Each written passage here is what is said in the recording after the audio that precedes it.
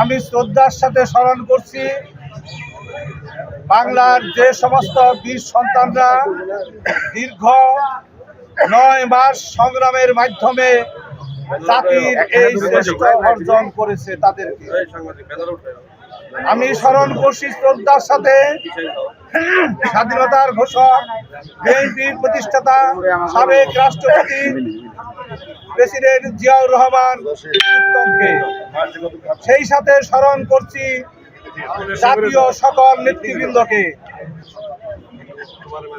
আমি শ্রদ্ধার সাথে স্মরণ করছি যে সমস্ত মা বোনেরা ৭১-এর সর্বোচ্চ ত্যাগ করেছে, বিসর্জন দিয়েছে, সেই সকল মা বোনদের। সংগ্রামী ভাইরা, আজ ৫৩ বছর পার হয়ে গেছে। আমরা দেশ স্বাধীন হলেও আমরা এখনো স্বাধীন নাগরিক হিসাবে স্বাধীনতা ভোগ করতে পারতেছি না। আজকের এই দিনে আমি বলতে চাই বাংলাদেশ জাতীয়তাবাদী দল বিএনপির পক্ষ থেকে, এবং আমি বাংলাদেশের একজন নাগরিক হয়ে বর্তমান অন্তর্বর্তীকালীন সরকারের প্রধান উপদেষ্টাকে আগামী বিজয় দিবসের পূর্বে ২৫ সালের ১৬ই ডিসেম্বরের পূর্বে আপনি একটা সাধারণ নির্বাচন সম্পন্ন করে জনগণের প্রতিনিধির কাছে ক্ষমতা হস্তান্তর করুন। আর একটা কথা, আমরা বিএনপি করি শহীদ প্রেসিডেন্ট জিয়াউর রহমানের প্রতিষ্ঠিত বিএনপি। আমরা জিয়াউর রহমানের সৈনিক। আমাদের নেতা দেশনেত্রী বেগম খালেদা জিয়া, আমাদের নেতা বিএনপির ভারপ্রাপ্ত চেয়ারম্যান তারেক রহমান।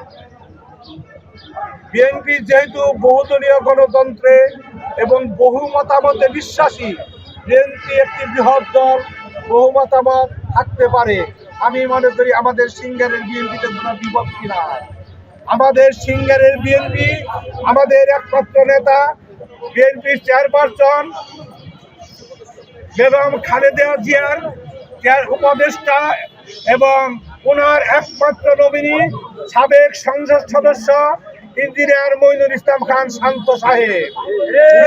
একমাত্র সিঙ্গারের প্রতিনিধি বিএনপি ইঞ্জিনিয়ার মঈনুল ইসলাম খান শান্ত সাহেব, যিনি দীর্ঘদিন রাজপথের সকল সংগ্রামে কর্মীদের নিয়ে এবং হাসিনা সরকারের পতনে সক্রিয় ছিল, রাজপথে ছিল।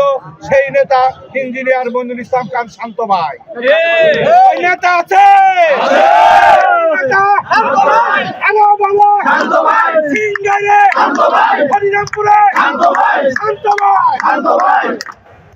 আমি এই বলি আমার বক্তব্য শেষ করছি। আল্লাহ হাফেজ।